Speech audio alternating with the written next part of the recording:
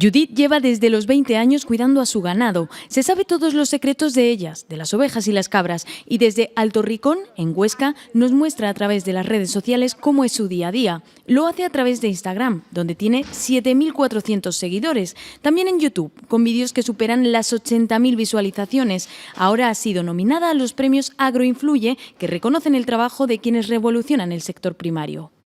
Desde que empiezas a publicar cosas, pues yo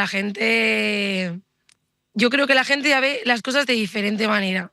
Pero seguro que ustedes también la conocen en esta otra faceta, porque se cuela en las casas de todos los aragoneses gracias al programa de Aragón Televisión El Campo es Nuestro. Al final, el Campo es Nuestro es una ventana abierta a la gente, que nos ve muchísima gente de muchas edades, y a través de ahí, pues hemos llegado a mucha gente. Tengo la suerte de que el 99% de la gente que me sigue me demuestra muchísimo cariño. Mujeres como ella son referentes para el sector primario.